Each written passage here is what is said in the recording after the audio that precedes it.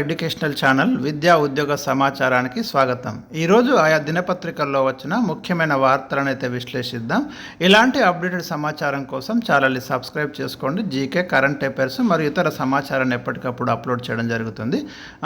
24న intermediate results అంటూ మనకు ఒక తాజా అప్డేట్ కనిపిస్తుంది. ఇంటర్మీడియట్ రిజల్ట్స్ సంబంధించి ఫస్ట్ ఇయర్, సెకండ్ ఇయర్ రెండింటిది కూడా ఒకే రోజున ఇవ్వడానికి విద్యాశాఖ ఏర్పాట్లు చేస్తున్నట్లు మనకు తెలుస్తుంది. అంటే 24న ఇంటర్మీడియట్ రిజల్ట్స్ అయితే అనౌన్స్ కానుంది.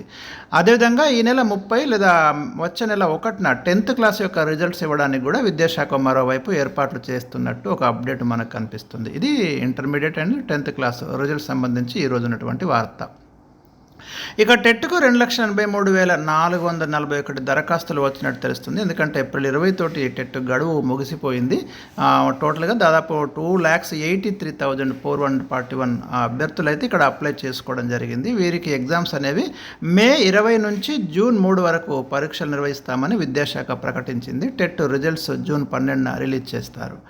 మరోవైపు టెట్ మినహాయింపు ఇవ్వాలని రాష్ట్రంలోని ఉపాధ్యాయ సంఘం, తెలంగాణ ప్రాంత ఉపాధ్యాయ సంఘం ఎన్సిటిఈని, national council for teacher education అయితే కోరింది. తపస్ రాష్ట్ర అధ్యక్షుడు అండ్ ప్రధాన కార్యదర్శి శనివారం ఢిల్లీలో ఎన్సిటిఈ చైర్మన్ యోగేష్ సింగ్ను కలిసి ఒక రిప్రజెంటేషన్ ఇచ్చిండ్రు. ప్రాథమిక పాఠశాలలో బోధిస్తున్న వారి పదోన్నతులకు టెట్ అవసరం లేదని అక్కడ క్లియర్ వారు అడగడం జరిగింది. ఇన్ సర్వీస్లో ఉన్న ఎడ్జిటి ఉపాధ్యాయులకు, స్కూల్ అసిస్టెంట్ పదోన్నతులకు మాత్రమే టెట్ రాయాలన్నారు. దీని గురించి మరింత స్పష్టత కూడా మనకి ఇవ్వడం జరిగింది. కింద మీకు ఒక న్యూస్ ఉంది, అది కూడా ఎక్స్ప్లెయిన్ చేస్తాను. ఇక డిగ్రీ కోర్సులకు మోర్ డిగ్నిటీ అంటూ మరొక వార్త మనకు కనబడుతుంది. కార్పొరేట్ రంగంతో భాగస్వామ్యం, ఉపాధి అవకాశాలున్న కోర్సులకు శ్రీకారం చుడతాము. యూనివర్సిటీలకు యూజీసీ ఒక కొత్త ప్రతిపాదన ఇచ్చింది. వీలైతే ఈ విద్యా సంవత్సరంలోనే కొన్ని కోర్సులను కూడా అందుబాటులోకి తేనున్నారు. త్వరలో ఉన్నత విద్యా మండళ్లతో యూజీసీ భేటీ అంటూ మరొక వార్త మనకు కనబడుతుంది. ఏవైతే డిగ్రీ కానివ్వండి, పీజీ కానివ్వండి, గుణాత్మక మార్పు దిశగా వాటి యొక్క సిలబస్లు కానివ్వండి, మిగతా విషయాలలో మార్పులు చేసే దిశగా యూజీసీ అయితే అడుగులు వేస్తుంది. సంప్రదాయ కోర్సుల స్థానంలో కొత్త కోర్సులను ప్రవేశపెట్టాలని ఇటీవల అన్ని విశ్వవిద్యాలయాలకైతే యూజీసీ మరి సూచించడం జరిగింది. ఈ విద్యా సంవత్సరంలోనే వీటిని ఇంప్లిమెంట్ చేయడానికి ఒక కసరత్తు అయితే జరుగుతుంది. అదేవిధంగా యూజీసీ సూత్రప్రాయ అంగీకారం మినహా కోర్సుల విషయంలో యూనివర్సిటీలకు ఒక పూర్తి స్వేచ్ఛ ఇవ్వనుంది. ఎలాంటి కోర్సులు ఇంట్రడ్యూస్ చేయాలనేది యూనివర్సిటీలు నిర్ణయించుకోవచ్చు. అక్కడ ఉన్నటువంటి స్థానిక అవసరాలు కావచ్చు, విద్యార్థులకు ఉండేటటువంటి భవిష్యత్తును దృష్టిలో పెట్టుకొని మీరు కొత్త కోర్సులకు రూపకల్పన చేయండి అని యూజీసీ అయితే కొంత ఫ్రీడమ్ అనేది ఇస్తుంది. ప్రభుత్వ ఉద్యోగాలే కాకుండా అటు ప్రైవేట్ సెక్టర్లో కూడా ఉపాధి అవకాశాలను మరి యూజీసీ గుర్తించింది. కాబట్టి వీటిల్లో డిగ్రీ విద్యార్థులు పనిచేయడానికి వీలుగా ఈ కొత్త కోర్సులను అయితే రూపొందిస్తున్నారు. ఉదాహరణకు మనము కార్పొరేట్ ఆసుపత్రుల్లో ఇవాళ ఆర్టిఫిషియల్ ఇంటెలిజెన్స్ వినియోగం పెరిగింది. దీన్ని దృష్టిలో పెట్టుకొని బీఎస్సీ బయోటెక్నాలజీ కోర్సును రూపొందిస్తున్నారు. బీకామ్లో కొత్తగా ఇన్సూరెన్స్ మేనేజ్మెంట్ కోర్సులని పరిచయం చేస్తుంది. బీఏ ఆనర్స్ కోర్సుల్లో ఎనలైటికల్ కంప్యూటర్ కోర్సులకు శ్రీకారం చుడుతుంది.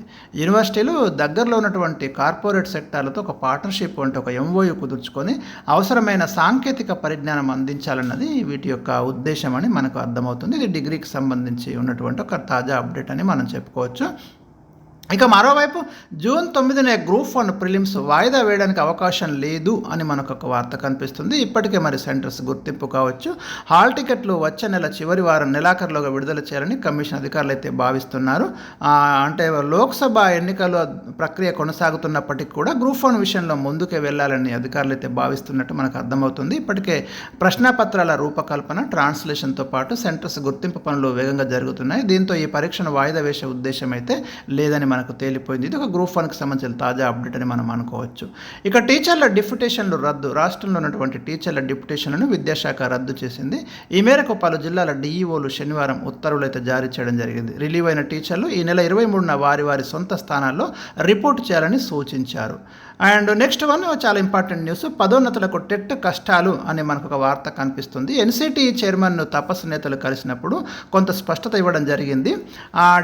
శనివారం ఢిల్లీ వెళ్ళి ఎన్సిటిఈ చైర్మన్ వీరు కలిశారు. తపస్సు రాష్ట్ర అధ్యక్షులు, ప్రధాన కార్యదర్శి కలిసినప్పుడు అక్కడ ఎన్సిటి చైర్మన్ యోగేష్ సింగ్తో వీళ్ళు ఒక మీటింగ్ సమావేశం కావడం జరిగింది. హెచ్జిటి నుంచి స్కూల్ అసిస్టెంట్ పదోన్నతి కల్పించడానికి మాత్రమే టెట్ అవసరమని, మిగతా పదోన్నతులకు టెట్ అవసరం లేదని ఎన్సిటి చైర్మన్ తమకు స్పష్టత ఇచ్చినట్లు తపస్ తెలిపారు అని ఒక వార్త, ఇంపార్టెంట్ వార్త మనకు కనబడుతుంది. అంటే కొంత డైలమా, గందరగోళం ఏర్పడింది. ఎవరెవరికి టెట్ అవసరము, ఎవరికి లేదనే విషయంలో కొంత క్లారిటీ లేకుండే ఈ వార్త ద్వారా మనకు కొంత క్లారిటీ అయితే లభించింది. వీళ్ళు ఇచ్చిన స్టేట్మెంట్ ఆధారంగా మనం ఒక కన్క్లూజన్కి రావడానికి అవకాశం అయితే ఏర్పడింది. ఇక్కడ ఏదైతే హెచ్జిటి నుంచి స్కూల్ అసిస్టెంట్ ప్రమోషన్ పొందడానికి మాత్రమే టెట్ అవసరము, మిగతా ఏ రకమైన పదోన్నతికి టెట్ అవసరం లేదని ఎన్సిటి చైర్మన్ అయితే ఒక క్లారిటీ ఇచ్చారని వీళ్ళు చెప్తున్నారు. మనకు టీచర్లకు ప్రత్యేకంగా టెట్ నిర్వహించవచ్చని, స్పెషల్గా కూడా టీచర్లకు టెట్ కండక్ట్ చేయవచ్చని కూడా చెప్పినట్టు తెలుస్తుంది. మనకు సిలబస్ను తగ్గించవచ్చని, ఎన్సిటిఈ నిబంధనలు సడలించే అధికారం రాష్ట్ర ప్రభుత్వానికి ఉంటుందని తమకు తెలిపినట్లు నేతలు వెల్లడించారు. ఇది కూడా మీరు గమనించండి. అంటే వీళ్ళు సపరేట్ టెట్ అడిగారు టీచర్లు, మాకు సపరేట్ టెట్ పెట్టండి, కొంత సిలబస్ విషయంలో కొంత ఈజీగా ఉండేలాగా అని వాళ్ళు అడిగారు. కానీ గవర్నమెంట్ అయితే ఒకే టెట్ నోటిఫికేషన్ ఇచ్చింది. గవర్నమెంట్ ఆ ప్రతిపాదనను కొంత తిరస్కరించింది. కానీ ఇప్పుడు ఎన్సిటి ఏం చెప్తుంది అంటే టీచర్లకు ఒక ప్రత్యేకమైనటువంటి టెట్ నిర్వహించవచ్చు, సిలబస్ని కూడా తగ్గించవచ్చు, ఎన్సిటి నిబంధనలు సడలించే అధికారము రాష్ట్ర ప్రభుత్వానికి ఉంటుంది అని వారికి చెప్పినట్టు చెప్పారు. ఈ విషయంలో మరి ప్రభుత్వం ఏ నిర్ణయం తీసుకుంటుందో మనం వెయిట్ చేయాలి. ఇక్కడ ఇంకొక వార్త ఏంటంటే ఇక్కడ క్లియర్గా ఇచ్చారు. ఎన్సిటి ఏం చెప్పింది అంటే ప్రాథమిక ఉన్నత పాఠశాలలో బోధిస్తున్న హెచ్జిటీలకు లో ఫిమేల్ లిటరసీ రేట్ హెచ్ఎం పదోన్నతి పొందడానికి టెట్ అవసరం లేదని చెప్పినట్టు తెలుస్తుంది.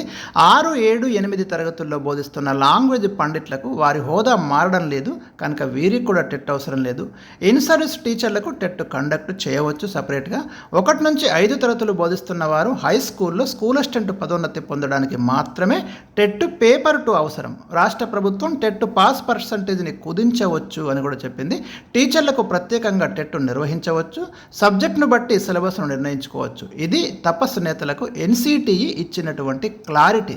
ఇలాంటి భిన్న వాదనలు అటు ఎన్సిటిఈ నుంచి రాష్ట్ర విద్యాశాఖ నుంచి వినిపిస్తున్నాయి. రాష్ట్ర ప్రభుత్వం మీద ఎన్సిటిఈ మీద రాష్ట్ర ప్రభుత్వం మరి కొంత ఇది ఉంది అని ఇక్కడ మనకు ఒక వార్త అయితే ప్రధానంగా కనిపిస్తుంది. ఈ వైఖరి రాష్ట్రంలో టీచర్ల పదోన్నతులకు అడ్డంకిగా మారింది అని కనిపిస్తుంది. మరి పదోన్నతులు వస్తాయా లేదని వాళ్ళ టీచర్లు కూడా చాలా ఆతృతగా ఎదురు చూస్తున్నారు. ఇంకా కోర్టు కేసుతో బ్రేకులు అంటే సరే అంత బ్యాక్గ్రౌండ్ ఇన్ఫర్మేషన్ అయితే ఇక్కడ ఇవ్వడం జరిగింది. ప్రమోషన్కి సంబంధించి ఏం జరిగింది అనేది మొత్తం మీద ఇప్పుడు టెట్ తోటే లింక్ అయింది కాబట్టి ఇంకా ప్రభుత్వం ఏ నిర్ణయం తీసుకుంటుంది అనేది ఆఫ్టర్ ఎలక్షన్ తర్వాత మనం చూడొచ్చు. అండ్ నెక్స్ట్ డిసెండింగ్ ఆర్డర్లో పోస్టులు భర్తీ చేయండి, ట్రిబుకు పలువురు గురుకుల అభ్యర్థుల వినతి. ఇదైతే ముందుగా డిఎల్ పోస్టులు తర్వాత జేఎల్ పోస్టులు ఇట్లా ఇచ్చుకుంటూ వస్తే ఎవరైతే మరి మెరిట్లో ఉన్నటువంటి అభ్యర్థులకు నష్టం జరగదు, కానీ అసెండింగ్ ఆర్డర్లో ఇవ్వడం వల్ల నష్టం జరిగింది అని నిన్న కూడా ఒక వినతి పత్రం మనకి ఇచ్చినట్టు తెలుస్తుంది. నిన్న మొన్న శుక్రవారం ట్రిప్ అధికారులను గురుకుల అభ్యర్థులైతే కలిసి అడగడం జరిగింది. మరి ఇంకా ఏం నిర్ణయం తీసుకుంటారో చూడాలి. ఇది కూడా ఇక్కడ వార్త అయితే మనకు కనబడుతుంది. ఇక్కడ ఏమడుగుతున్నారంటే వీళ్ళు గురుకుల పోస్టులను డిసెండింగ్ ఆర్డర్లో భర్తీ చేయాలని తెలంగాణ రెసిడెన్షియల్ ఇన్స్టిట్యూషన్ రిక్రూట్మెంట్ బోర్డుకు అధికారులకు అభ్యర్థులు విజ్ఞప్తి చేశారు. పోస్టులు ఏమీ మిగలకుండా నియామకాలను చేపట్టాలని హైకోర్టు కూడా ఒక జడ్జిమెంట్ ఇచ్చింది. వాటిని ఇంప్లిమెంట్ చేయమని వీరు అడగడం జరిగింది. శివశంకర్ గౌడ్, సైదులు మిగతా వాళ్ళంతా కలిసి 9,210 టీచర్ పోస్టుల భర్తీకి అయితే మరి రిజల్ట్స్ ఎగ్జామ్స్ అన్నీ అయిపోయినాయి. డిఎల్, జేఎల్, పీజీటీ, టీజీటీ పోస్టులను డిసెండింగ్ ఆర్డర్లో నింపలేదని, ఫలితంగా ఎక్కువ సంఖ్యలో బ్యాక్లాగులు మిగిలిపోతున్నాయని వెల్లడించారు. ఒకే కామన్ పేపర్స్ పెట్టి రిక్రూట్మెంట్ను మాత్రం అసెండింగ్ ఆర్డర్లో భర్తీ చేయడం వల్ల ఒకే అభ్యర్థికి 1 కంటే మించి ఎక్కువ ఉద్యోగాల్లో ఎంపికయ్యారని వివరించారు. కాబట్టి ఇది మరి ఒకసారి రివ్యూ చేయాలని కూడా వీళ్ళు అడగడం జరిగింది. ఏం నిర్ణయం తీసుకుంటుందని మనం చూడాలి. సో ఇది మనకు ఇవాళ ముఖ్యమైనటువంటి వార్తలు అయితే ఈరోజు మీకు అందించడం జరిగింది. ఇలాంటి అప్డేట్ ఇన్ఫర్మేషన్ కోసం ఛానల్ని మీరు సబ్స్క్రైబ్ చేసుకోండి.